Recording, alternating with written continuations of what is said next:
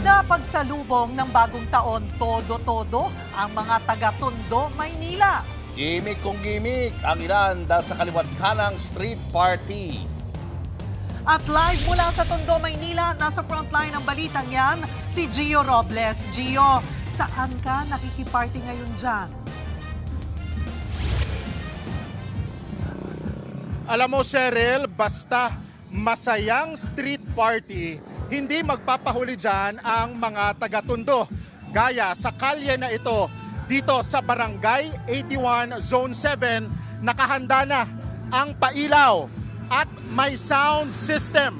Kung maririnig ninyo, ayan, dumadagundong na ang malakas na party music para nga sa isang malakasang salubong sa bagong taon. Ganitong araw ang tradisyon dito sa Tondo. Pero bago yan, o ilang oras bago ang salubong sa bagong taon na abutan natin ang mga residente na kanya-kanya sa paghahanda.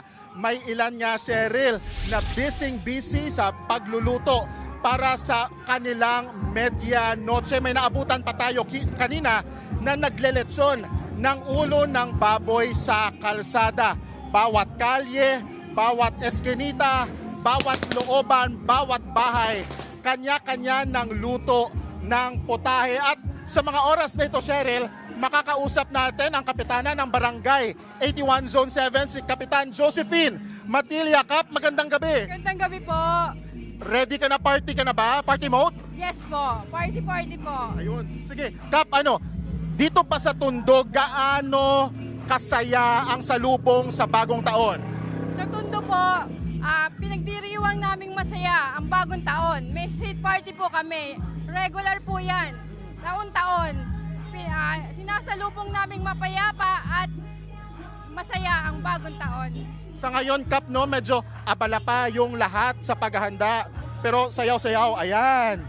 Abala pa sa paghahanda, may mga nagluluto pa siguro sa ngayon. Kaya ngayon, medyo konti pa lang yung tao, Kap. Yes po. Mamaya po, mapupuno na po tayo ng mga tao.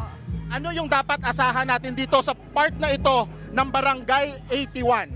Loud sounds, loud music, and festive mood po tayong lahat. Kap, siguro paalala na lang sa mga residente din natin for masayang salubong sa bagong taon, dapat maging maingat, maging responsable. Sige, Kap, paalala po. Paalala lang po sa mga gagamit ng paputok, lalo na po yung mga kabataan na iwasan po natin ang mga pinagbabawal na paputok. Kung maaari po, street party na lang po tayo. Ayun, Kap, isang paindak naman dyan na party. Ayan, Kapitana Josephine Matilia po ng Barangay 81 Zone 7. Kap, maraming salamat. Pero bukod dyan sa mga paghahanda, nakaagaw din sa atensyon natin, Cheryl, yung ilang disenyo ng mga residente dito. Kagaya nito, Cheryl. Ayan. Oo. Ilan lang yan sa mga disenyo dito sa tapat ng bahay ng mga residente dito sa Barangay 81 bilang pagsalubong sa bagong taon. Ito, makakausap natin the man behind the design. Sir, magandang gabi. Pangalan niyo po? Igan Fernandez. Igan Fernandez. Sir, ano ang inspirasyon mo dito sa design niyo dito sa tapat ng bahay niyo? Ginawa ko lang yan para mabasa yung mga pangalan na nakatira dyan sa bahay na yan. Pero sir, taon-taon nyo ba ito ginagawa? Hindi po, sa phone lang namin ginagawa yan. Oo. Kaya lang that day, naisip ko, gawin natin yan. Oo. Sabi ko, ginawa ko naman. Ayan. Ito ulit, Cheryl, pakita lang natin na may nakasulat, Welcome 2026, Goodbye 2025, Happy New Year. Sir, gawa po sa ano ito yung design po ninyo? Yung sasapal po ng nyug, nilagyan ko lang ng kulay para magkaroon ng buhay. Oo. Magkano po yung ginastos nyo dito? Mabigat pa sa bulsa? Hindi naman po. Oo. Maliit lang po, maliit. Maliit lang na halaga. Pero ang importante, memories. Oo, the best. Ano po yung wish natin sa bagong taon? Maging na tayo, maging healthy. Oo. Maging healthy lang tayo. Yun ang pinaka-importante, malakas na kalusugan, healthy lang po tayong lahat. At syempre, sir, maraming salamat.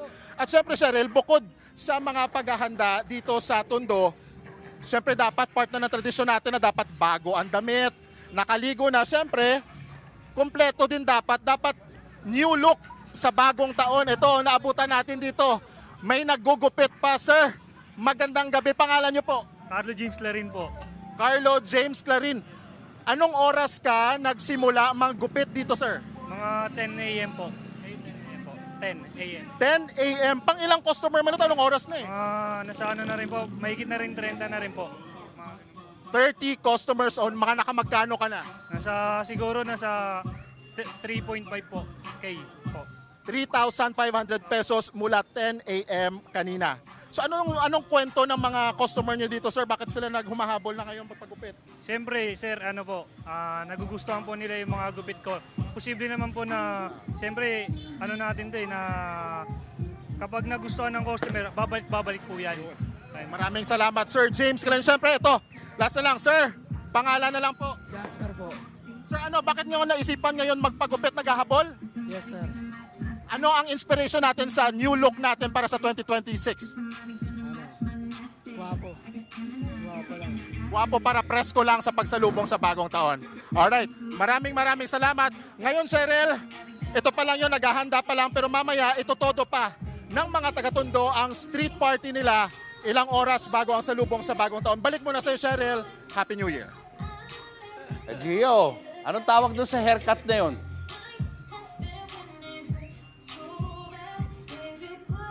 Sa ano, Sir Julius? Anong tawag doon sa haircut nung pinakita mo kanina? O parang NBA-inspired na haircut daw kasi mahilig mag-basketball dito yung mga taga-Tondo eh. Oo. So ginagaya nila yung mga haircut ng mga paborito nilang NBA superstar. Parang Para presko na rin daw. parang bagay sa iyo yun, yung ganong haircut. Para new look sa 2026.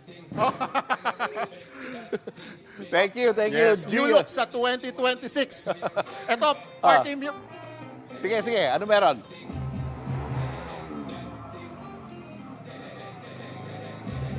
Okay, sige. Thank you, Gio Robles. Mga kapatid, Cheryl Hosing po. Maging maalam at may pakialam sa mga napapanahong issue at headlines. Mag-follow at mag-subscribe na sa social media pages ng News 5.